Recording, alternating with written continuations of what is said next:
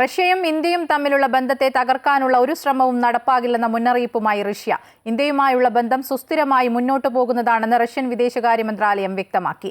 ഭീഷണികൾക്ക് വഴങ്ങാതെ നിലപാടുകളിൽ ഉറച്ചു നിൽക്കുന്ന ഇന്ത്യയെ റഷ്യൻ വിദേശകാര്യ മന്ത്രാലയം പ്രശംസിച്ചു.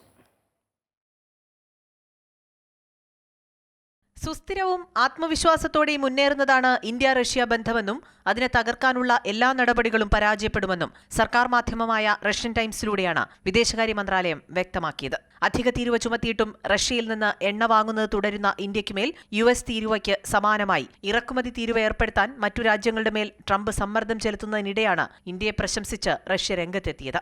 റഷ്യൻ എണ്ണ വാങ്ങുന്നത് നിർത്താൻ US-ൽ നിന്നും നാറ്റോ രാജ്യങ്ങളിൽ നിന്നും നിരന്തരമായ സമ്മർദ്ദമുണ്ടായിട്ടും നിലപാടിൽ നിന്ന് ഇന്ത്യ പിന്നോട്ടു പോകാത്തതിനെ റഷ്യൻ വിദേശകാര്യ മന്ത്രാലയം പ്രശംസിച്ചു.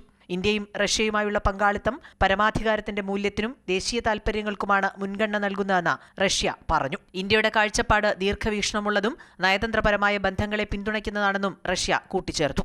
അമേരിക്ക റഷ്യയിൽ നിന്ന് ആണവ വ്യവസായത്തിനായി യുറേനിയം ഹെക്സാഫ്ലൂറൈഡ്, വൈദ്യുത വ്യവസായത്തിനുള്ള പലേഡിയം, വളങ്ങൾ, രാസവസ്തുക്കൾ എന്നിവ ഇറക്കുമതി ചെയ്യുന്നത് തുടരുകയാണ്. ഈ പശ്ചാത്തലത്തിൽ ഇന്ത്യയെ ലക്ഷ്യമിടുന്നത് ന്യായീകരിക്കാനാവാത്തതും യുക്തിരഹിതവുമാണെന്നും റഷ്യ വ്യക്തമാക്കുന്നു.